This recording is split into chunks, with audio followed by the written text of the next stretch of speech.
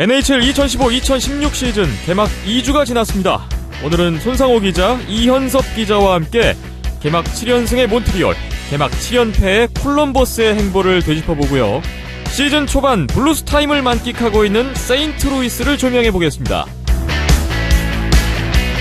아시아리그 아이스하키 2015-2016 일본 재즈 크레인즈가 대명상무와의 원정 3연전을 수입하면서 리그 선두를 탈환했고, 강원 하이원은 연장 승부 끝에 안양 한라를 꺾었습니다. 2015 코리아 아이스하키 리그가 10월 22일 목요일에 개막합니다. 이번 대회에서 첫 선을 보일 동양 이글스를 직접 만나보고 왔습니다. 국내 최초, 국내 유일의 아이스하키 팟캐스트 비하인더넷 15회 출발합니다.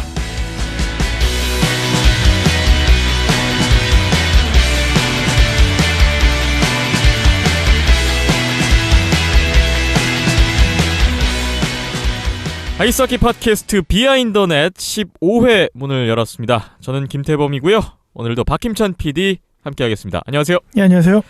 그리고 지난 회에 이어서 오늘도 나오셨습니다. 이현섭 기자, 안녕하십니까? 네, 안녕하세요. 네, 이제 저희 비하인더넷 고정된 건가요? 네, 2번 이상 나오면 이제 고정이죠. 네. 반갑습니다. 네. 이현섭 기자님, 네. 그 지난 회에 출연하신 이후에 어떻게 페이스북 방문자가 좀 늘었나요?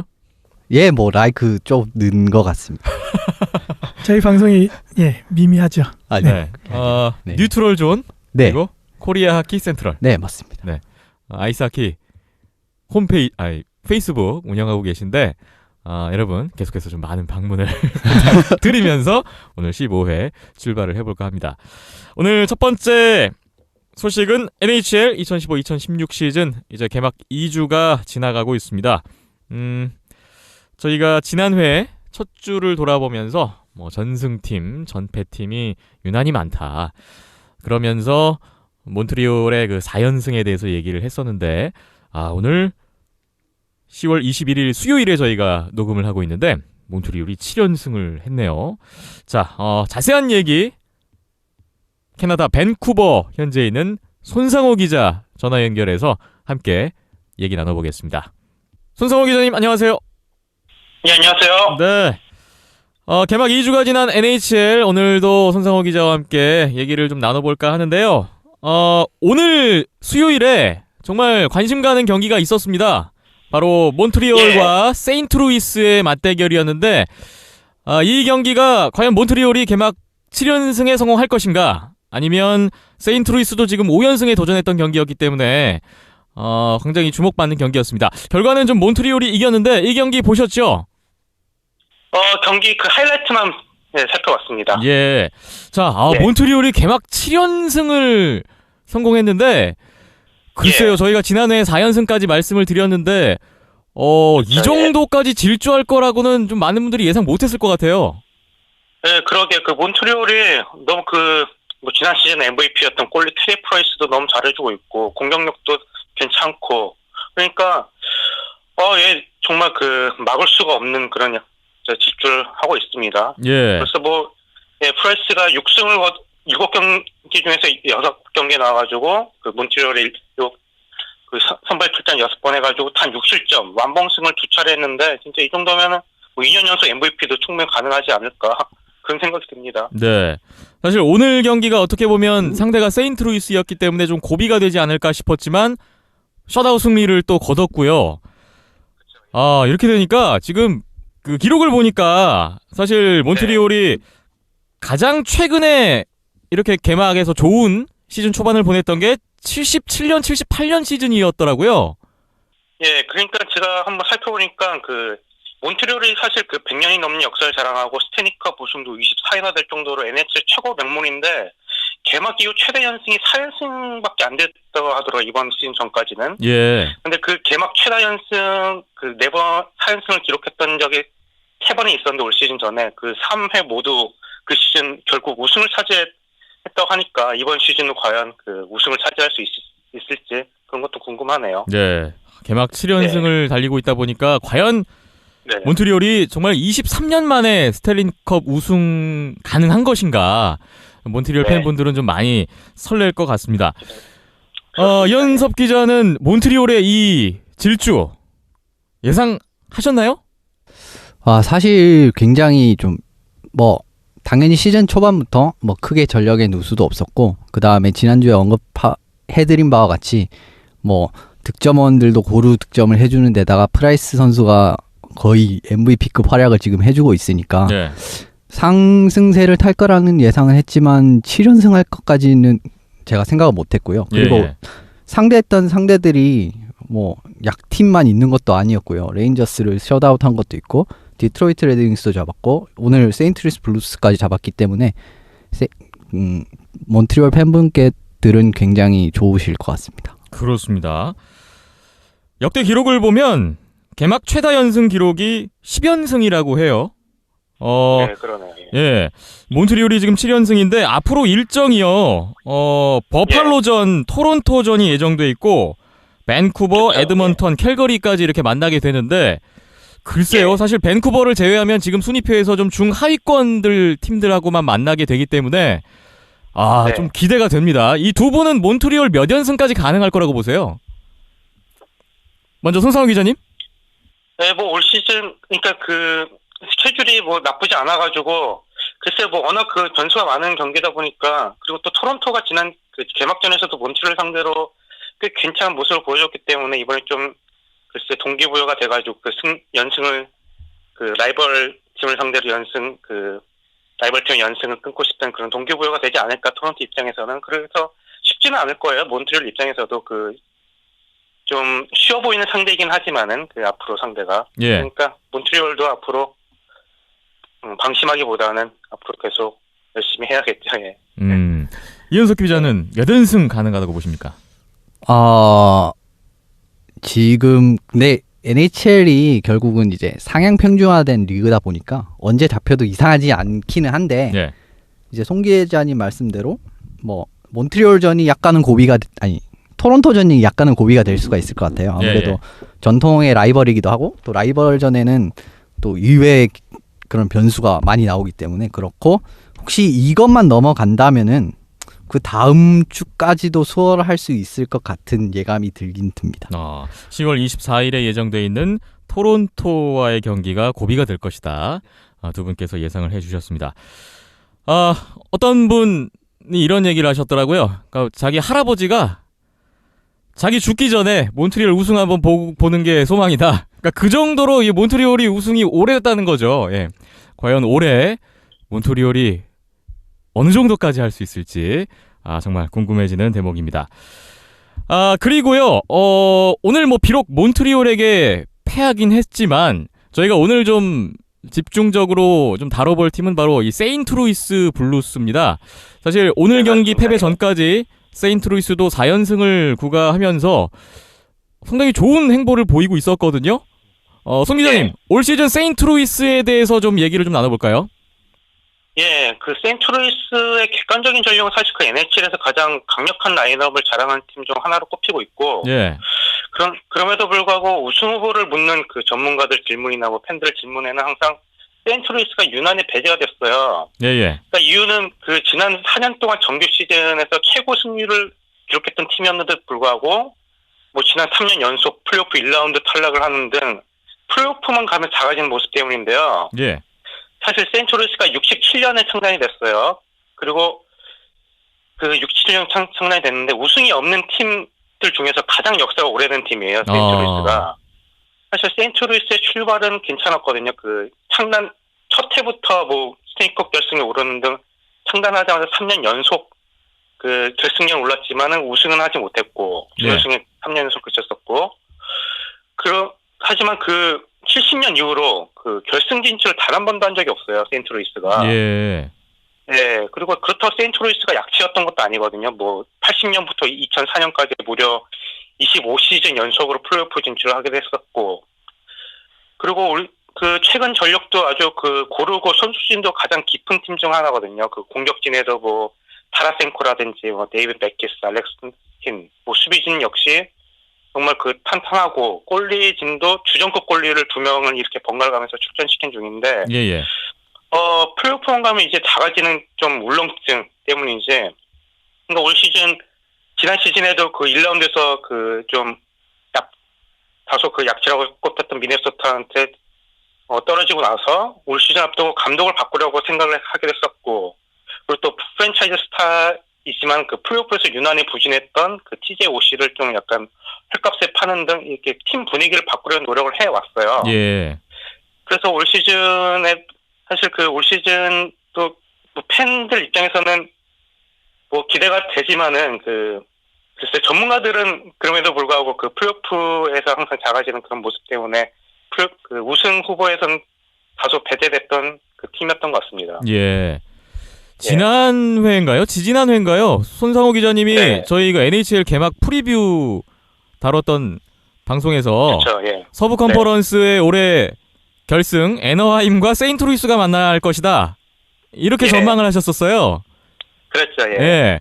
지금 그 초반 세인트루이스 성적 보시면서 네. 어느 정도 자신감이 좀 생기셨을 것 같은데 어떠십니까?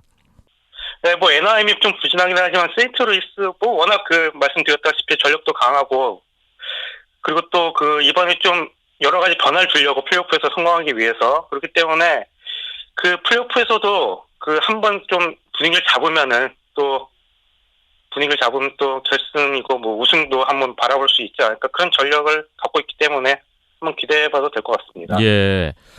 네. 이 세인트루이스의 초반 성적에 대해서 이현석 기자는 좀 어떻게 보고 계신가요? 네, 아무래도 그 언급한 바와 같이 이제 그 선수진이 굉장히 두터워요. 네. 그리고 세인트루이스가 예전부터 이제 수비력이 굉장히 뛰어난 팀이거든요. 이제 그 상대방 이제 슈팅 허용률, 매 경기 이제 슈팅 허용을 보면 이제 4년간의 추이를 보면은 11, 12 시즌에 1위, 그 다음에 12, 13 시즌에 2위, 13, 14 시즌에 3위, 지난 시즌에도 2위를 시즌 전체 2위를 차지했을 정도로 굉장히 수비력이 뛰어난 팀이라 이제 에다가 이제 공격진까지 두텁기 때문에 예. 뭐 그 기대만큼 해주고 있다고 생각합니다. 야. 네, 초반은 좋네요. 자, 이 공수 뭐 탄탄한 전력을 보여주고 있는데 세인트루이스의 창단 첫 우승이 과연 올해 가능할런지 점점 기대가 모아지고 있습니다. 손상호 기자님, 이번 세인트루이스 올 시즌 초반에서 역시 가장 눈에 띄는 선수라고 본다면 글쎄요. 네. 바로 이 선수가 아닐까 싶은데 블라디미르 타라센코 선수 지금 굉장한 역할을 해주고 있네요. 맞습니다. 예, 그 올 시즌 그 7경기에서 그 5골 포함 그 9포인트를 기록하면서 팀의 공격을 이끌고 있고, 이 선수가 그 아직 어린데도 불구하고 그 큰 경기에 유난히 강한 모습을 보여주게 됐고, 사실 그 뭐 한 3, 4년 전부터 NHL 최고 유망주라는 소리를 듣기도 했었고, 그래서 첫 2시즌에 약간 적응기를 갖춘 후에 그 지난 시즌 77경기에서 그 37골 73포인트를 기록하면서 이제 포텐셜이 아주 만개 버리고, 세인트루이스도 그 타라센코를 그 올 시즌 앞두고 8년 장기 계약을 하면서 이제 팀의 그 새로운 에이스로 이제 자리 잡게 된 선수입니다. 예. 예. 이 선수가 그 타라센코 같은 경우는 그 러시아 출신 선수들은 좀 다소 그 NHL에 대한 열망이 좀 떨어져요. 아무래도 그 자국 리그는 KHL이 워낙 그 규모가 크고 더 많은 돈을 주기도 하고. 네.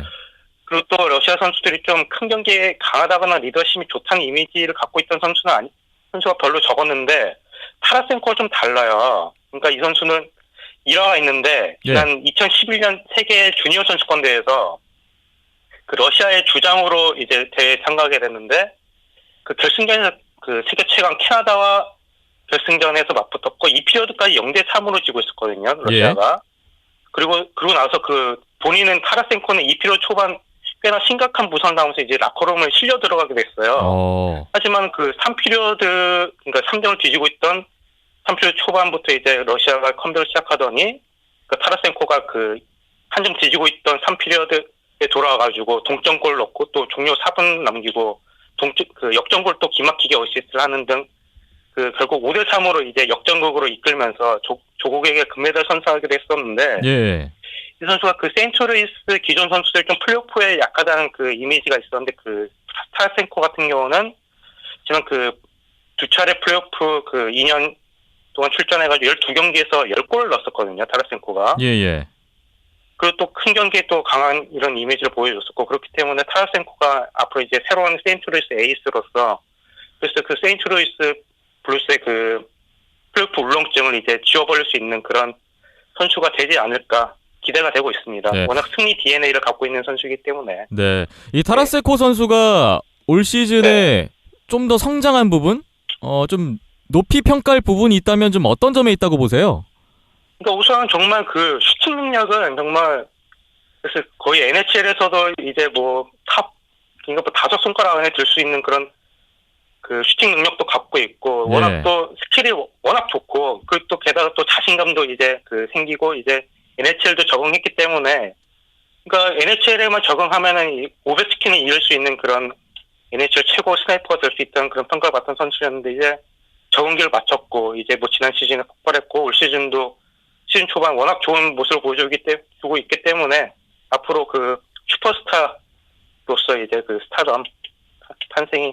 탄생이 되지 않았나 싶습니다. 예. 그렇군요. 오늘 몬트리올 경기 전까지 6경기 연속 포인트를 올렸고요. 네, 그렇죠. 예. 뭐 오늘 경기 전까지 사실 득점 랭킹 또 포인트 랭킹 선두에 있었을 정도로 아주 좋은 기록을 네. 보여줬는데 네. 이현섭 기자는 이 타라센코 선수의 플레이 어떻게 보고 계신가요? 타라센코 선수는 확실히 이제 NHL 들어오기 전부터 굉장히 주목을 받았던 인재이기도 하고요. 그리고 8년 계약이 이제 총 6천만 달러에 육박하는 네. 이제 굉장히 대한 계약을 시작했는데 그 부담 이제 아무래도 대한 계약을 체결했을 때의 그 부담감을 그렇게 보이지 않는 모습을 보여서 좋은 것 같고요. 이제 최근 한 3시즌 정도의 추이를 보면은 첫 시즌 이제 12, 13 시즌 19포인트, 그 다음에 13, 14 시즌 43포인트, 14, 15 시즌 73포인트 이렇게 이제 경기당 포인트가 점점 늘어나고 있는 데다가 예. 그 아이스 타임도 계속 늘어나고 있고 이제 슈팅 성공률도 굉장히 높은 모습을 보여주고 있거든요. 네. 네, 그래서 그 부분 올해도 이제 높은 슈팅 성공률을 바탕으로 뭐 지금 6경기에 9포인트를 이제 이 정도 포인트를 계속 이어간다면 진짜 좋겠지만 사실 이 정도를 계속 이어가기 힘들 것 같고 그래도 이제 뭐 세인트루이스의 그런 약간은 약점이라고 보였던 그런 득점력 이제 경기의 흐름을 바꿀 수 있는 스코어러라고 할 수 있을 정도의 능력을 가졌거든요. 이 선수는 예. 그 부분 모습을 보여준다면 뭐 세인트루이스 한동안은 이제 득점 걱정은 하지 않아도 괜찮을 것 같습니다. 아, 그래요. 아직 나이가 20대 초반이고 네, 23살입니다. 뭐 매년 성장하고 있는 모습을 보여주고 있는 타라센코 선수인데 앞으로 올 시즌 남아있는 경기도 많고요. 네. 과연 어느 정도까지 보여줄 수 있을지 정말 기대가 큽니다. 자, 세인트루이스의 행보도 계속 저희가 주목을 해보겠고요. 앞서 몬트리올의 7연승 말씀을 드렸는데 몬트리올이 있다면 바로 이 팀이 반대편에 있습니다. 바로 콜럼버스 블루제이키츠. 개막 7연패 빠졌어요. 오늘도 졌거든요. 글쎄요. 네, 손 그렇죠. 기자님, 네. 콜럼버스의 개막 7연패 어떻게 봐야 될까요? 사실 제가 시즌 전에 지난주 팟캐스트 방송에서도 콜럼버스 우승 후보 다크호스로 제가 꼽았을 정도로 매력적인 라인업을 갖추고 있었거든요. 예. 그러니까 초반 7연패가 워낙 충격적이고 사실 콜럼버스는 첫 단초부터 좀 잘못 이렇게 했던 것 같아요. 우승 후보 레인저스를 상대로 3피리어드 종료 뭐 2분 30초 전까지 2대1로 앞서가다가 47초 그 사이에 3골을 이렇게 갑자기 30점을 하면서 2대4로 역전패를 하면서 시즌 첫 패를 기록했는데 예. 뭐 그 이후로 완전 수비진이 완전 이렇게 수비진이 완전 무너져 버렸고 뭐 팀의 주축 선수이자 뭐 주전골인 세르게이 버프로프스키 이 선수가 완전 맛이 진짜 가버린 그런 자신감을 완전 잃어버렸어요, 진짜. 예. 그러니까 뭐 세이브 성공률이 보니까 뭐 83%밖에 되지 않더라고요. 네네. 그러니까 뭐 진짜 7경기 동안 12골에 그친 공격도 있지만 진짜 같은 시간 동안 무려 34득점. 그러니까 경기당 평균 5골을 허용했는데 그러니까 여러모로 진짜 뭐 공격진도 그렇고 수비진도 그렇고 참 콜럼버스도 걱정이 되네요. 그래서 감독 경질설도 나오고 있고 그래서 네, 앞으로 네, 어떻게 될지 네, 궁금하네요. 예. 예, 정말 걱정이 이만저만이 아닌 콜럼버스인데요. 총 지금 34실점을 하고 있는데 지금 눈에 띄는 게 3피리어드에서만 18실점을 하고 있고 특히 3피리어드에서만 지금 3실점을 하고 와르르 무너진 경기가 5번이나 되더라고요. 이 네, 그러더라고요, 진짜. 수비에 대해서 좀 어떻게 평가를 할 수 있는지 이현석 기자께 한번 여쭤보겠습니다. 아, 근데 이게 또 이제 콜럼버스가 이제 예를 들면은 이제 수비력이 엄청 안 좋아서 매 경기 막 슛을 36개씩 막 당하고 지고 이런 것도 아니거든요. 예. 그 이 부분은 이제 아무래도 보브롭스키 선수가 약간은 좀 더 책임감을 가지고 좀 더 잘 막아줘야 되는 부분인데 아까 앞서 언급하신 대로 지금 매 경기 5실점 가까이 해주고 있고요. 그리고 이제 콜럼버스 같은 경우에는 골리 이제 확실한 주전 골리인 보브롭스키 선수가 있기 때문에 예. 백업 관리도 사실상 그렇게 튼튼하지가 않아요. 그렇기 때문에 지금 이러한 상황을 바꾸기에는 아무래도 보브롭스키 선수가 좀 더 분발해야 되지 않나. 예, 그리고 아무래도 선수층이 조금 젊은 선수들이 많다 보니까 이제 뭐 좀 무너지는 경향이 다소 있는 것 같습니다. 이 부분은 이제 시급히 고쳐야 하는 부분이고요. 예. 몬트리올의 개막 10연승 돌파가 기대가 되지만 또 한편으로는 콜럼버스의 개막 최다 연패 어디까지 갈 것인가도 좀 걱정이 됩니다. 앞으로 콜럼버스의 일정을 보니까 원정 4연전으로 들어가는데 네, 그러게요. 예. 또, 아이고. 자, 이 우승 후보 다크호스로까지 점쳐졌던 콜럼버스 과연 이번 주에는 연패를 끊고 시즌 첫 승에 성공할 수 있을지 기대를 해보면서 기다려 보겠습니다. 자, 그리고요. 지난주까지 이제 첫 승에 목말라 하던 팀들이 상당히 많았는데 이번 주에 보니까 뭐 보스턴, LA 킹스, 피츠버그, 애너하임까지 시즌 첫 승에 성공을 하면서 조금씩 이제 올라올 팀들이 좀 올라오는 게 아닌가 좀 이런 생각도 듭니다. 네, 그렇죠. 뭐 피츠버그도 그 3연패로 시즌 시작했는데 이제 뭐 3연승을 거뒀고 크로스비도 첫 5경기에서 그 포인트가 없다가 오늘 플로리다 경기에서 그 3포인트를 이제 몰아 넣으면서 이제 크로스비 이제 슬슬 이제 좀 자리를 잡아가는 모습이고요. 예. 또 LA 킹스도 2연승을 했었고 또 보스턴 역시 그 홈에서 연패를 시작하다가 원정에서 또 2연승을 하면서 아직 죽지 않았다 이런 모습을 보여줬던 것 같습니다. 예.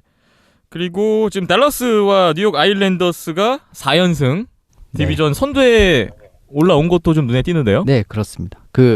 아무래도 이 팀들도 이제 아일랜더스 같은 경우에는 강팀이기 때문에 어느 정도 반등이 예상이 됐었고요. 네. 댈러스 같은 경우에는 이제 패트릭 샤프 같은 선수, 새롭게 영입한 선수들도 잘하고 있고 지금 센트럴 디비전이 굉장히 순위 다툼이 치열한데 이제 그 부분에서 지금 뭐 6경기에서 10포인트를 올리는 성과를 보이고 있어서 좋은 것 같습니다. 예.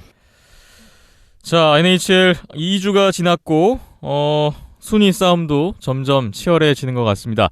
오늘 얘기는 좀 여기까지 나눠야 될 것 같고요. 손상호 기자님, 예. 오늘도 말씀 잘 들었고요. 다음 회에 또 좋은 소식 기대하면서 이만 보내드리겠습니다. 네, 다음 주에 뵙겠습니다. 네, 오늘 말씀 고맙습니다.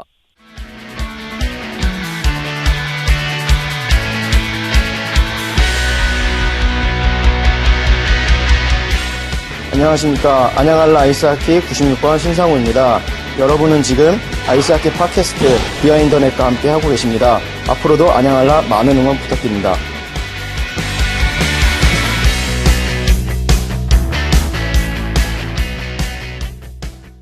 비하인더넷 함께하고 계십니다. 이번에는 아시아리그 아이스하키 2015-2016 살펴보겠습니다. 대명상무가 인천 홈에서 일본 제이지 크레인즈를 만났는데요. 3연전 싹쓸이 일본 제이지 크레인즈가 수입에 성공하면서 리그 선두에 올라선 한 주였습니다. 어느 정도 대명상무 입장에서는 힘겨운 경기가 될 거라고 예상은 했지만 막상 3경기를 이렇게 보고 나니까 참 너무 무기력하지 않았나 뭐 이런 생각도 좀 드는데 첫 경기부터 좀 되짚어 볼까요? 무기력했다라기보다는 네. 네 어쩔 수가 없었다. 어쩔 수가 없었다. 네, 그렇죠. 그 표현이 더 맞을 것 같고요. 네. 예, 선수들은 뭐 진짜 열심히 했죠. 열심히 했는데 뭐 크레인즈가 더 월등했었고 뭐 인원수야 뭐 항상 나오는 얘기니까 둘째 치고서라도 뭐 전반적인 전술이라던가 공격력이나 수비력 뭐 콜리까지 어느 하나 크레인즈가 뒤지지 않고 앞섰기 때문에 예, 수입하지 않았나 그런 생각이 듭니다. 네. 1차전이었던 10월 17일 토요일 경기에서 5대1로 크레인즈가 승리를 거뒀는데 이날은 1피리어드부터 뭐 3골을 몰아치면서 크레인즈가 뭐 쉽게 풀어가는 경기였고요. 이 경기 승리하면서 이제 크레인즈가 안양한라를 제치고 리그 선두 자리를 탈환했습니다. 그리고 다음날 일요일에 역시 6대1의 스코어로 크레인즈가 승리를 거뒀고요. 이 경기 패배로 이제 대명상무는 올 시즌 최다 연패인 4연패까지 빠지게 됐네요. 그리고 어제였죠. 화요일 세 번째 경기 4대0. 세 번째 경기에서 이제 득점이 또 없었다는 부분에서 좀 더 아쉬운 결과가 아니었나 싶습니다. 자, 부상 선수도 많고 어쩔 수 없었다라는 얘기가 나올 정도로 참 힘겨운 시간을 보냈던 대명상무인데요. 이현섭 기자님은 이번 크레인즈와의 3연전 어떻게 보셨나요? 예, 아무래도 크레인즈가 우승 후보다 보니까 좀 더 전력 부분에서도 이제 우위가 좀 더 있었던 것도 사실이고요. 근데 이제 상무 같은 경우에는 뭐 부상 선수가 너무 많아서 지금 그 부분에서 결장 선수들의 공백이 아무래도 있을 수밖에 없었던 것 같습니다. 그리고 확실히 크레인즈의 2라인이 굉장히 이번 3연전에서 빛이 났던 것 같습니다. 힘찬 PD는 세 경기 쭉 보면서 좀 어떤 생각이 드셨나요? 일단 뭐 이번 시즌 일본 팀들을 뭐 오지이글스 빼고 지금 다 본 상황이 됐잖아요. 크레인즈만큼은 용병빨이 아닌 네. 예, 말 그대로 진짜 선수들이 거의 원팀이 돼서 움직이는 뭐 유기체적인 모습을 보여줬던 것 같고요. 뭐 아이스박스나 아니면은 뭐 프리빌레이즈나 용병의 역할이나 비중이 어느 정도 좀 차지하는 게 있다라고 한다면은 크레인즈만큼은 거의 1대1 예, 반반씩 차지하는 것 같더라고요. 네. 그만큼 또 자국 선수들의 활약도 좋았고 그리고 이제 상대적으로 대명상무 같은 경우에는 뭐 일단 선수 수급이 지금 부족한 상황에서 곽형기 선수가 수비수인데 예, 공격까지 뛸 정도면은 그 네, 정도로. 그만큼 어려운 상황이 설명이 될 것 같고요. 네. 그리고 세 경기 모두 이제 한순간에 뭐 한 4분 3분 사이에 막 두세 골을 연속으로 실점하는 순간들이 있어서 뭐 순간순간적인 집중력에서도 떨어졌던 게 분명하고 그리고 이제 3피리어드 때 실점한 부분들도 좀 있다 보니까 뭐 후반 2피리어드 이후에 이제 체력적으로 힘들어하는 모습들도 있었고 때문에 뭐 더군다나 지금 뭐 3연전으로 끝이 나는 게 아니라 지금 뭐 오지이글스 3연전도 있고 안양한라와의 경기까지 쭉 7연전, 홈 7연전이 있기 때문에 예. 더더욱 힘든 경기들이 이어지지 않을까 예, 걱정과 우려가 계속되네요. 이 힘든 시간 속에서 득점력이 전혀 살아나지 않고 있다는 부분이 또 고민일 것 같은데 이 저조한 득점력 어떻게 좀 해소할 수 있는 방안이 있을까요? 아무래도 이 부분은 득점이 막 하고 싶다고 막 나오는 거면은 참 좋겠지만 네. 그런 부분도 아니고 지금 선수진의 공격진의 깊이가 확실히 많이 줄어든 것 같아요. 이제 그 부분이 해소되지 않는 이상은 약간 힘들지 않을까 싶습니다. 어제 공격력. 같은 경우에는 5대3 파워플레이 찬스도 있었는데 골을 못 넣었거든요. 네. 예, 일단 뭐 신현윤 선수가 이제 내진탕 후유증으로 빠져 있는 공백이 가장 클 것 같고요. 팀의 주축 포인트를 담당했었는데 빠져 있었고 뭐 장기 부상자인 김영준 선수나 이동민 선수 공백도 있고 네. 뭐 오진우, 이봉진 선수 다 공격수가 빠져 있다 보니까 맞습니다. 골 넣을 사람이 없죠. 뭐 각 피리어드마다 두세 개씩의 찬스는 나는데 그 찬스를 살리기가 정말 어려운 것 같고요. 결정을 지어줄 수 있는 누군가가 필요한데요. 그렇죠. 예. 만들어주는 사람들은 참 많이 있는 것 같습니다. 그렇습니다. 예, 뭐 김상욱 선수나 문국환 선수나 다 이렇게 찬스를 상황을 만들고 뭐 이영준 선수가 돌파하고 뭐 이런 상황들은 계속 꾸준하게 발생은 되는데 마지막에 이제 그 결정력 그리고 집중력이 좀 부족하지 않았나. 뭐 굳이 아쉬운 점을 찾자면 그런 데에서 찾을 수 있을 것 같고요. 예. 그리고 전반적으로 상대팀에 비해서 슈팅 수가 많이 부족한 것도 너무 만들려고만 하지 말고 좀 쉽게 때려놓고 그다음에 리바운드를 노린다거나 뭐 흔히들 쉽게 얘기할 수 있는 공격 방법 패턴이긴 하지만 슈팅 수가 그거에 비해서는 많이 부족한 게 이번 경기도 이번 3연전이 거의 한 25개 안팎의 슈팅 수만 나왔고 네, 맞습니다. 또 오히려 또 슈팅 허용은 40개에서 50개 가까이 슈팅을 허용하고 있었기 때문에 힘들게 공격진까지 넘어가서 슈팅 한두 개 때리는 가운데에 우리가 수비하는 지역에서는 또 4-5개의 슈팅을 허용하고 하다 보니까 확률적으로나 뭐로 보거나 실점할 수 있는 확률이 더 커질 수밖에 없는 환경이니까 그렇습니다. 네. 그러기 위해서는 좀 더 과감한 공격이 펼쳐져야 되지 않을까. 네. 어차피 이왕 뭐 2대0으로 지나 3대0으로 지나 10대0으로 지나 지는 건 똑같은 거니까요. 네. 한 골이라도 더 넣고 또 신명나는 분위기를 만들어야 그런 분위기 반전의 포인트도 마련할 수 있지 않을까. 그렇습니다. 네. 기대를 더 하고 싶네요. 네. 대명상무가 22일 목요일부터 역시 홈에서 오지 이글스와의 3연전 예정이 되어 있습니다. 지금 오지 이글스가 7위고 대명상무가 8위고 승점 차가 3점 정도 차이가 나죠. 이 오지 이글스와의 3연전 결과 정말 중요하겠어요. 예, 아무래도 이제 서로 이제 순위 쟁탈전 들어간 두 팀이 아주 이제 가까운 이제 포인트 차가 나는 두 팀의 경기이기 때문에 이 부분에선 양 팀 입장에도 굉장히 중요할 수 있다고 저는 생각을 하고요. 네. 이제 뭐 오지 같은 경우에는 뭐 양 팀이 만약에 일방적으로 어느 한 팀이 이기는 경우가 나오면은 진짜 이건 플레이오프도 노려볼 수 있는 그림이 나오거든요. 예. 그렇기 때문에 양 팀 입장에서 굉장히 중요한 3연전이 될 것 같습니다. 누군가는 누군가를 밟고 올라서야 6강 안으로 들어갈 수가 있는 그런 위치에 있는데 이번 3연전의 어떤 관전 포인트 어떤 거를 좀 집어주실 수 있을까요? 일단 오지 이글스의 하가요스케 선수가 부상으로 빠졌다고 하죠. 네, 안양알라전에서 부상을 크게 당해서 네. 그래도 뭐 본인은 뭐 뇌에는 뭐 이상이 있는 뭐 그런 큰 부상은 아니라고 합니다.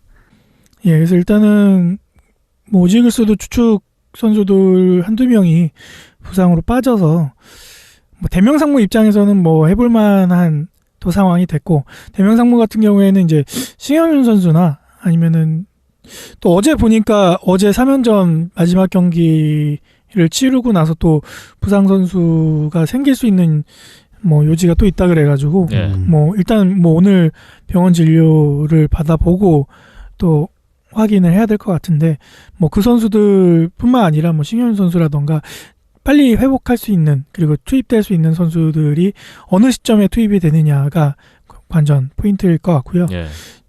뭐 크레인즈 상대로 전혀 뭐 일방적으로 밀린 것도 아니고 어느 정도 찬스도 있었지만 결정력 부분에서 차이가 났었기 때문에 또 오지 이글스가 크레인즈만큼 그렇게 탄탄한 수비력과 골리진을 갖추고 있는 건 아니니까 그렇습니다. 네. 어느 정도 그 부분에서는 좀 더 희망을 걸어볼 수 있지 않을까. 그래서 최소한 못해도 하이원과의 경기 때처럼만 뭐 쫓기는 경기가 진행이 된다면은 충분히 승점을 좀 더 많이 획득할 수 있는 기회가 되지 않을까 싶습니다. 네.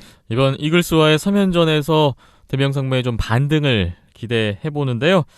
이 두 팀의 3연전은 역시 또 저희 온더스포츠.co.kr 저희 온더스포츠 홈페이지 그리고 유튜브 온더스포츠 채널에서 3일 모두 오후 6시부터 생중계로 만나보실 수가 있으니까 네, 화면만 나가고 있고요. 네. 코멘터리는 아직 없습니다. 네. 참고하시고 계속 그 응원을 좀 보내주셨으면 좋겠습니다. 그리고 지난 일요일이었습니다. 고향에서 강원 하이원과 안양 한라 이 경기도 뭐 라이벌 매치였기 때문에 많은 분들의 주목을 받았어요.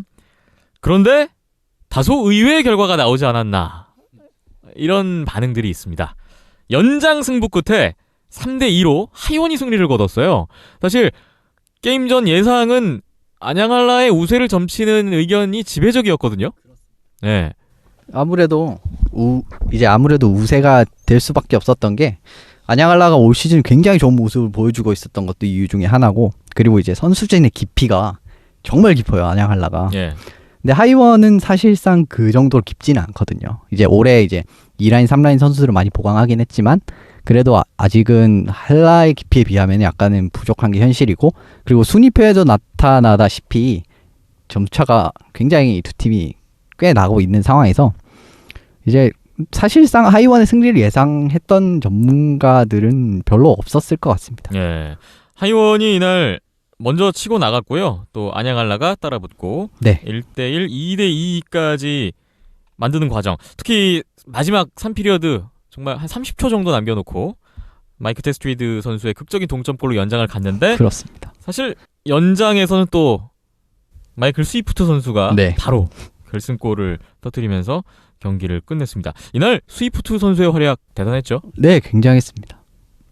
그야말로 정말 예, 최근에 네. 스위프트 선수가 정말 많이 좋아진 것 같고요. 예. 뭐 예전 같았으면은 뭐 좀 안 풀리고 안 들어가고 그러면은 승질도 좀 부리고 네, 그렇죠. 네, 마이너 페널티도 좀 얻고 이랬을 텐데 나이가 들어감에 따라 뭐 지난해 때 박성재 선수가 나이가 들어감에 따라 성숙한 플레이를 보여주고 있다 이런 얘기를 했었는데 마이클 스위프트 선수도 마찬가지로 나이를 들어감에 따라서 예. 좀 더 좀 성숙해지고 생각이 많아지는 그런 플레이를 보여주고 있는 게 아닌가 싶고요.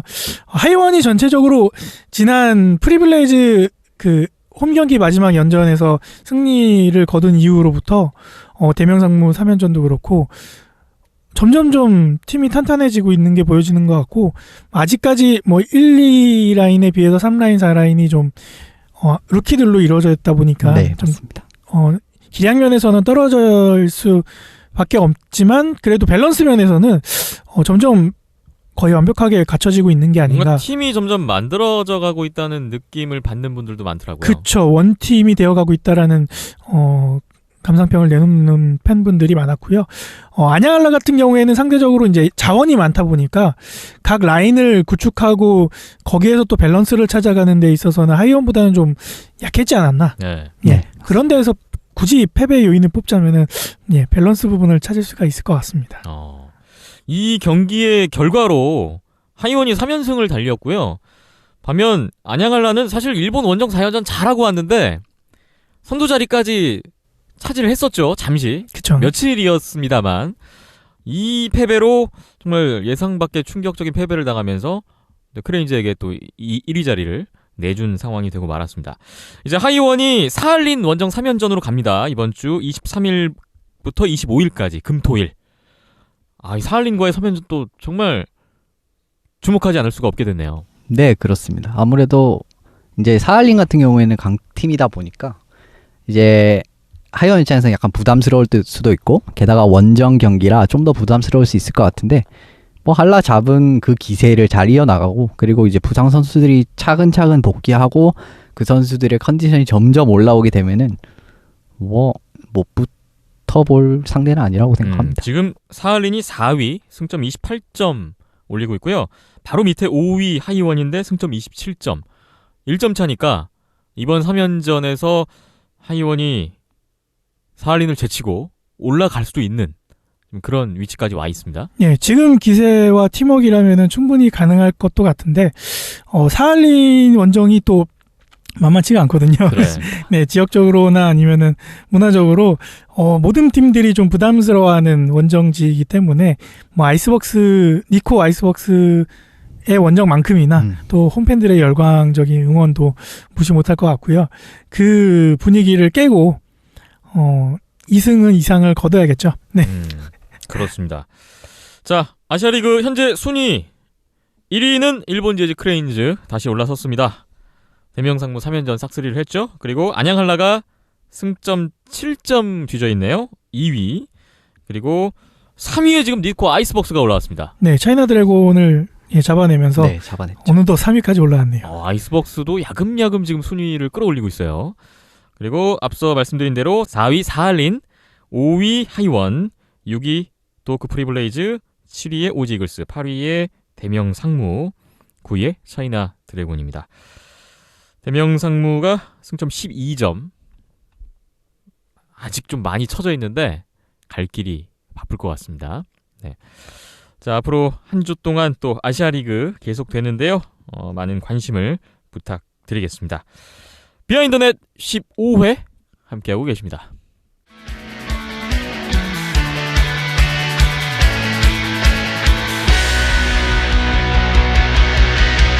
안녕하십니까. 하이원 아이스하키부 74번 안현민입니다.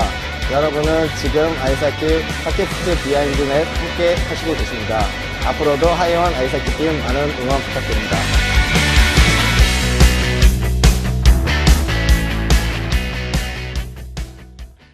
비하인드넷 15회 오늘 마지막 소식 풀어보겠습니다. 2015 코리아 아이스하키 리그가 이제 10월 22일 목요일부터 11월 4일 수요일까지 안양 실내 빙상장에서 개막하고 또 펼쳐지게 됩니다.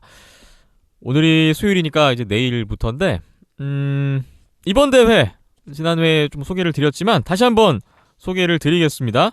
총 7개 팀이 참가를 하죠. 네, 대학교 5개 팀하고 이제 실업팀인 동양이글스 그리고 독립구단 웨이브즈까지 간만에 네, 많은 팀들이 참가하는 코리안 리그가 됐습니다. 네, 아시아 리그의 3팀을 제외한 모든 팀들이 참가를 하게 됐고요. 풀 리그 방식으로 경기를 치르게 됩니다. 글쎄요, 이번 대회 참가팀들의 면모를 봤을 때 순위 판도 어떻게들 예상하시는지 좀 궁금한데 먼저 이현석 기자님 어떻게 보시나요? 아무래도 이글스가 어느 정도 해주냐에 따라서 이제 좀 순위가 좀 변동이 될 확률이 좀 있는 것 같고요. 네. 이제 아무래도 뭐 전통의 대학 강호인 뭐 고대 연대가 상위권을 유지할 것 같고 이제 뭐 이제 그 뒤를 다 따르지 않을까 싶습니다. 그리고 근데 이제 이글스가 이제 어느 정도의 전력을 보여주느냐 이게 이제 1위가 될지 뭐 한 3위, 4위가 될지는 이 부분에서 변동이 있을 것 같네요. 네. 흰 PD는 어떤 입장이신가요? 예, 마찬가지로 저도 동양이글스 그리고 연세대학교, 고려대학교 이 세 팀이 각종 우승 경쟁을 펼칠 것 같고요.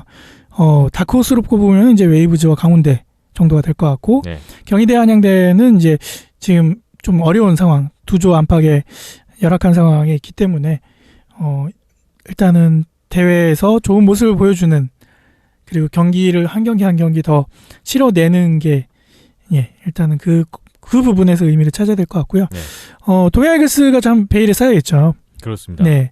그래서 뭐 일단 뭐 연습 경기를 통해서도 뭐 연세대학교, 고려대학교 만나면서 뭐 이기기도 하고 지기도 하고 뭐 이렇다고 했는데 대회에서는 또 공식 경기는 또 다르니까 어떻게 될지는 모르겠고 웨이브즈도 뭐 처음 창단됐을 때만큼의 전력보다는 다소 떨어진 감은 없지 않아 있지만 또 얼마만큼 또 예, 기량을 보여줄 건지 또 어떤 선수들로 구성돼서 나올 건지도 좀 궁금한 모습이 있고요. 광운대학교도 네, 유한철배 때 좀 아쉬운 모습이 많이 보여지긴 했지만 네. 뭐 웨이브즈와 동양이글스, 뭐 연세대 고려대학교 쉽게 만만하게 볼 수 있는 또 상대는 아니니까요. 어느 정도 다크호스 역할을 해주지 않을까 기대는 하고 있습니다. 그렇군요. 자, 이번 대회 연세대와 고려대 올 시즌에 1승 1패로 치고받았던 양 팀의 어떤 라이벌 매치 또 우승 후보로 거론되고 있는 팀들이다 보니까 이 두 팀의 어떤 결과에 주목하시는 분들 많을 것 같고요. 그리고 바로 이 두 팀을 견제할 또 하나의 우승 후보로 지금 꼽히고 있는 동양 이글스 많은 분들이 궁금해하고 계십니다.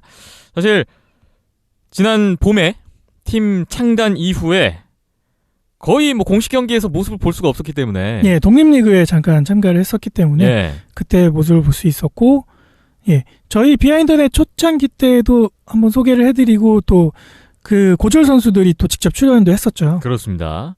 예, 그 이후에 몇 달이 지났고 또 많은 변화가 있었을 것이라고 예상이 됩니다. 네, 뭐 일단 기존의 선수들이 이제 아시아리그 팀들 하이원 그리고 뭐 아이스박스로 진출한 뭐 강윤숙 선수도 있고요. 네, 주축 선수들이 또 그렇게 진출을 하게 됨에 따라서 뭐 전력상에서도 좀 많이 변화가 있었고요. 네. 그리고 이제 기존에 이제 하이원 안양알라에 있었던 선수가 뭐 계약이 종료됨에 따라서 동양 이글스로 합류하는 상황도 있었고요. 그래서 저희가 이번 대회 개막을 앞두고 동양 이글스 팀을 직접 만나보고 왔습니다. 많은 목소리를 또 직접 담아오고 또 정보들을 좀 얻고 왔는데요. 먼저 동양 이글스의 김성수 감독을 저희가 좀 만나봤죠.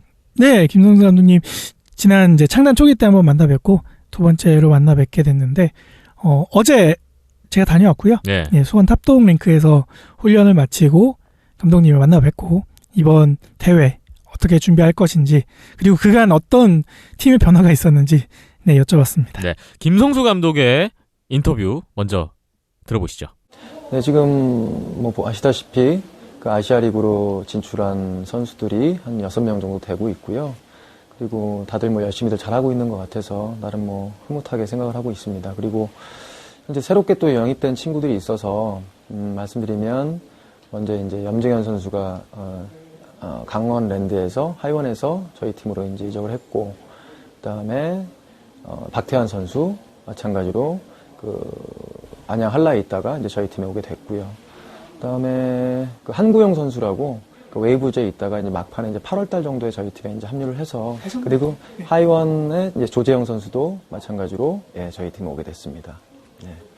이제 오게 돼서 저희 팀으로서는 이제 전력적으로 이제 많이 보탬이 되는 건 사실이었고요. 또 동료 선수들이나 또 후배 선수들한테 좋은 귀감이 되고 있고, 또 스스로들도 열심히들 또 했던 그 경험들이 있던 선수들다 보니까 팀을 끌기 위해서 많이들 지금 노력들을 하고 있어서 팀 컬러가 어느 정도는 이제 좀 정해진 것 같습니다. 저희 팀은 아까도 말씀드렸듯이 첫 출전이고요. 또 강한 이미지를 보여주기 위해서 좀 파워풀하게 좀 할 계획입니다. 그리고 인원은 부족하지만 그래도 선수 개개인들이 열심히 최선을 다하려고 스스로들 노력들을 하고 있는 팀이기 때문에 제가 굳이 뭐 꼭 강요하고 뭐 타이트하게 조이지 않아도 본인들이 이제 원하는 부분들이 더 많기 때문에 진출을 하고자 하는 목적도 많고, 하여튼 칼라는 강한 어떤 그 독수리의 이미지를 좀 보여주려고 하고 있습니다. 목표는 우승입니다. 근데 아직까지는 저희가 이제 인원적인 부분이 좀 부족해서 대학 팀들과는 물론 뭐 잘할 자신은 있지만 그래도 후반에 좀 잘 만들지 않으면 좀 어렵지 않나. 하지만 뭐 도전 한번 해보겠습니다. 부담스럽죠. 이제 첫 경기 마지막 경기가 연고대라 부담스럽지만 그래도 한번 좋은 모습 한번 보여주려고 노력하고 있습니다. 안녕하세요. 저 동양이글스의 김성수 감독이라고 합니다. 저희 동양이글스가 첫 출전을 하게 되는 이번 코리안 리그에서 좋은 성적을 거둘 수 있도록 많은 응원 부탁드리겠고요. 앞으로 많은 관심 부탁드리겠습니다. 감사합니다. 네, 동양 이글스의 김성수 감독 얘기였습니다. 이번 대회 참 동양 이글스로서도 각오가 남다를 것 같은데요. 뭐 감독님뿐만 아니라 선수들까지도 기대 반, 설렘 반, 걱정 반 뭐 이렇게 갖고 계신 것 같고요. 네. 네, 감독님 말씀 따나 네, 우승이 목표라고 하셨으니까 기대를 해봐야겠죠. 그렇습니다. 자, 그리고 저희가 선수들을 또 만나봤어요. 먼저 염정현 선수 목소리를 좀 담아왔는데요. 하이원에서 활약을 했던 이 선수 역시 동양 이글스에 지금 몸담고 있습니다. 이 선수도 얘기 들어보니까 좀 사연이 많더라고요. 다 많았나요? 네. 네, 일단 하이원에서 계약 종료가 됐고, 지난 시즌 저는 개인적으로 염정현 선수 활약을 되게 좋게 봤었거든요. 예. 그리고 뭐 춘천 경기에서 정말 멋진 개인기로 골까지 뽑아냈던 게 뇌리에 강하게 박혀 있어서 이 선수가 어떻게 하이원에서 재계약이 안 됐을까 그런 의아심도 들긴 했었는데, 일단은 동양 이글스에 합류를 하면서 뭐 기존에 이제 동양 이글스에서 빠져나간 선수의 그런 공백을 염정현 선수가 충분히 메꾸고도 남을 거다라는 생각을 했었거든요. 예. 그래서 정말 큰 기대를 갖고 있고 그 기대감을 안고 인터뷰를 나눠봤습니다. 네. 염정현 선수의 얘기 들어보실까요? 안녕하세요. 동양 이글스 공격수 염정현입니다. 네, 하이원 이후에 이제 뭐 다른 상무를 지원했었는데 상무가 안 되면서 이제 저도 아직은 하키가 계속 하고 싶다는 생각이 들어가지고 또 다행히 운 좋게 동양 이글스라는 팀이 새로 생기면서 또 여기에서 운동을 하게 됐어요. 그래서 이제 또 어찌됐든 간에 운동선수는 시합에 나가서 뭐 경기도 하고 보여줘야 되는 부분이 있기 때문에 뭐 코리아 리그든 아시아 리그든 상관없이 저는 그냥 하키를 하는 게 재밌고 아직은 좋아서 또 저만의 또 목표를 또 속에 가지고 이번에 동양 이글스에 훈련 같이 하고 코리아 리그에도 나가게 됐습니다. 일단은 그래도 대학교 때도 같이 있었던 선수도 있었고 또 예전에 고등학교 때나 이랬을 때도 같이 운동을 했던 선수들도 있어가지고 같이 이렇게 적응하고 생활하는 데는 크게 무리는 없었는데 이제 동양 이글스에서는 또 저보다 어린 선수들이 더 많아서 아무래도 뭐 하이원에 있었을 때보다는 좀 다른 관점에서 운동을 하게 되고 또 형들이 나를 봤을 때 어땠을까라는 생각도 좀 많이 하게 될 수 있는 그런 또 색다른 또 경험이었던 것 같아요. 일단은 개인적으로는 지금 팀 상황이 그렇게 좋은 편은 아니어서 왜냐면 다친 선수도 있고 일단 멤버가 이렇게 뭐 다 채워져 있는 상황이 아니어서 힘든 상황인 건 맞는 것 같은데 그래도 좀 순위권 안에나 했으면 좋겠다고 생각이 들고 또 연습 게임에서도 저희가 이 고려대라도 연습 게임 해보고 연세대라도 했는데 충분히 뭐 해볼만 하다라는 생각이 들 정도는 됐어요. 우리가 뭐 압도하거나 아니면은 압도 당하거나 그 정도가 아니라 또 우리가 열심히 해본다면은 어떻게 운 좋으면 이길 수도 있겠다라는 그 정도의 실력을 저희가 가지고 있는 것 같아서 순위권 안에 일단 목표를 가지고 있습니다. 개인적인 목표 지금은 저는 그냥 개인적으로 혼자 생각했을 때는 솔직히 이글스가 좀 더 좋은 성적을 내고 그러는 게 가장 저의 개인적인 목표라고 할 수가 있는 게 왜냐면 제가 잘해야지 팀이 잘하는 거기 때문에 또 저뿐만 아니라 모든 선수들이 그 개인적으로 내가 잘했을 때 정말 이 팀이 잘하겠다라는 생각이 들 만큼 개인적으로 좀 열심히 하는 것 그게 그러니까 결국에는 동양 이글스가 좀 더 좋은 성적을 내고 또 그 안에서 제가 많이 도움이 되는 게 제 지금 개인 목표예요. 네, 안녕하세요. 하이원 때부터든 아니면 동양 이글스에서든 저를 응원해 주시는 분이 많을지 적을지는 전 잘 모르겠지만 그래도 저는 아직도 하키가 좋아서 하고 있고 또 동양 이글스라는 팀에 소속되어서 코리아 리그에 나가게 되었는데 또 앞으로도 많이 좀 지켜봐 주시고 좀 제가 아직은 많이 부족하지만 좀 더 열심히 해서 좀 더 같이 기쁠 수 있는 그런 기회가 많아졌으면 좋겠습니다. 염정현 선수의 얘기였습니다. 동양 이글스에서는 이제 어느 정도 최고참급이 그쵸. 된 염정현 선수인데 새로운 분위기에 그래도 잘 적응하고 있는 것 같네요. 네, 뭐 하이원에 있을 때는 최고 막내였는데 그때 형들이 나를 바라봤을 때의 모습이 지금 이제 동양 이글스에서 어땠을지가 이제 알아가는 것 같다라는 내용이 있는 걸 봐서는 예. 정말 후배들을 이끌어가는 게 힘들구나라는 느낌도 좀 어느 정도 느낄 수 있었고요. 네, 잘 적응하는 것 같습니다. 그렇습니다. 자, 그리고 저희가 또 한 선수를 만나봤는데 바로 동양 이글스에서 수비 포지션을 맡고 있는 조재형 선수입니다. 조재형 선수도 뭐 아시아 리그를 경험했던 선수인데 동양 이글스에 또 합류한 특별한 계기가 있을 것 같아요. 조재형 선수의 인터뷰 만나보시죠. 대학교를 졸업하고 한라를 들어가서 한라에서 1년 있었고요. 그다음에 한라 다음에 하이원에서 또 1년 있었고요. 그래서 저도 그 두 팀에서 정말 좋은 결과를 얻고 싶어서 또 팀을 위해서 열심히 노력을 했는데 또 아쉽게 운이 따르지 않는 부분도 있었고 또 제가 생각했을 때는 제일 큰 거는 제 실력이 부족했다고 생각을 합니다. 근데 그래도 아직은 아이스하키에 대한 어떤 제가 원하는 목표, 꿈이 있기 때문에 마침 또 운 좋게 이글스가 창단이 돼서 이글스에서 열심히 운동하고 있습니다. 처음에 왔을 때는 정말 2살 차이 나는 후배들도 있었고 이제 막 20살이 된 후배들도 있었고 그래서 그런 와중에서 뭔가 제가 섣불리 이렇게 말을 하는 게 좀 조심스러웠어요. 그 당시에는. 그러다가 이제 중간에 후배들이 실업팀에 또 가게 되는 후배들도 생기면서 이제 점점 이렇게 낙심하는 후배들도 있고 또 팀 분위기라든지 이런 부분에서 좀 많이 우려가 됐기 때문에 또 주장인 승환이랑 제가 되게 친하거든요. 승환이랑 항상 같이 운동을 다니는데 승환이랑 대화를 하면서 이런 부분 저런 부분 얘기하다 보니까 승환이가 형이 좀 같이 좀 도와줬으면 좋겠다. 고참이니까 형이 좀 말을 같이 해줘라. 그래서 승환이를 옆에서 이제 뭐 후배들이 안 할 때 승환이가 이렇게 얘기를 했을 때 그런 부분에서 좀 잘 따라줄 수 있도록 좀 많이 노력하고 있습니다. 잘 따라오던가요? 뭐 많이 그동안 솔직히 말씀드리면 뭐 트러블이나 갈등 같은 게 서로 간에 저와의 갈등도 있었지만 어쨌든 서로 간에 갈등이 되게 많았는데 저는 그런 것들이 다 팀이 되어가는 과정이라고 생각을 해요.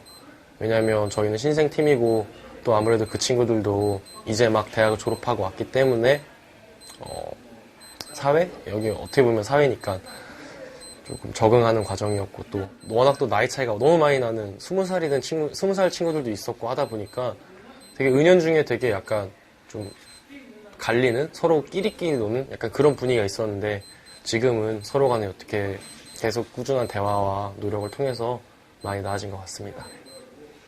경기 결과도 중요하지만 사람들이 봤을 때 뭔가 패기 있고 재밌고 정말 온 힘을 다하는 그런 멋진 팀이 모습이 되는 게 전 개인적으로는 그렇게 생각하고요. 뭐 팀의 목표는 당연히 코리안 리그나 이런 거에서 우승이라고 생각합니다.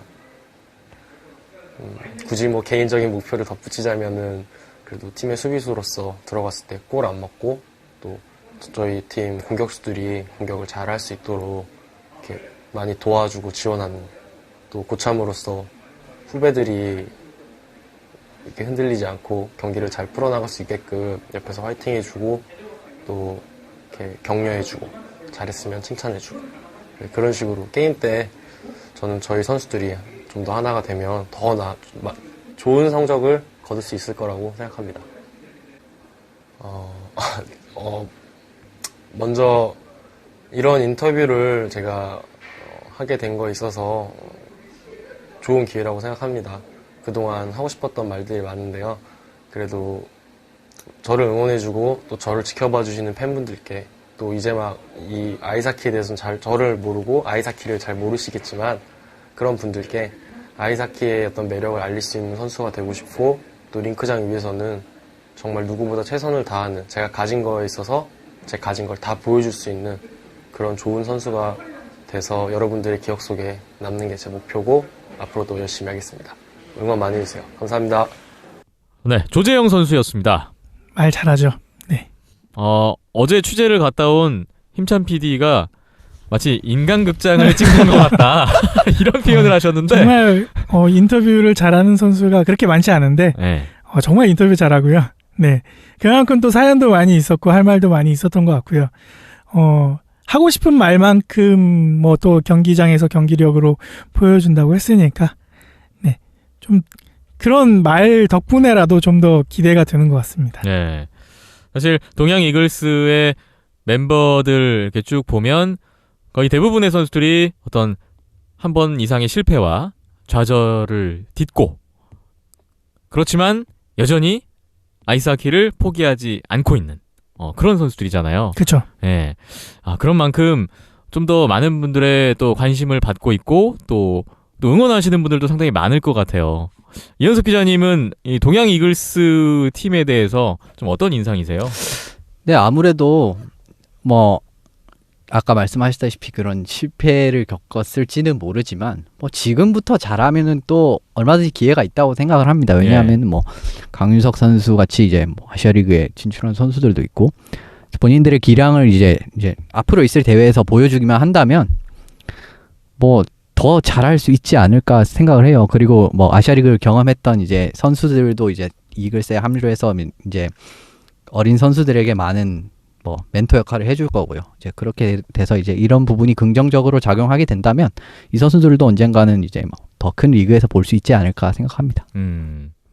자, 계속해서 이 동양 이글스 선수들의 파이팅 함께 응원을 해보겠습니다. 자, 내일부터 시작되는 코리아 아이스하키 리그 동양 이글스가 바로 내일 개막전에 나섭니다. 네, 방송을 듣고 계신 분들은 오늘이라고 생각하시면 될 것 같고요. 그렇네요. 목요일에 이제 첫 경기를 가지니까요. 네, 오후 5시부터 또 상대가 만만치 않군요. 고려대예요. 예, 첫 경기는 고려대, 마지막 경기는 또 연세대네요. 네. 일단은 20일 목요일에 동양 이글스와 고려대 개막전 주목되는 경기라고 볼 수가 있겠고요. 그리고 또 23일 금요일에 연세대와 고려대의 경기가 있습니다. 네, 초반 이틀 동안에 엄청난 결과들이 나오겠어요. 네, 엄청난 피바람이 불 것 같고요. 네. 진짜 어느 팀이 이기느냐에 따라서 조기에 우승팀이 확정이 거의 돼서 싱겁게 리그가 흘러갈 수도 있을 것 같고 네. 아니면은 정말 마지막 경기까지 진짜 알 수 없는 마지막 날 11월 4일에 연세대와 동양 이글스 경기 결과로 우승팀이 가려질 수도 있는 그렇죠. 네. 그런 상황을 한번 예상해 봅니다. 네, 우승 후보는 벌써 세 팀으로 정해놓고 가고 있네요. 네. 자, 2015 코리아 아이스하키 리그 역시 저희 온더스포츠 또 함께 따라갈 예정입니다.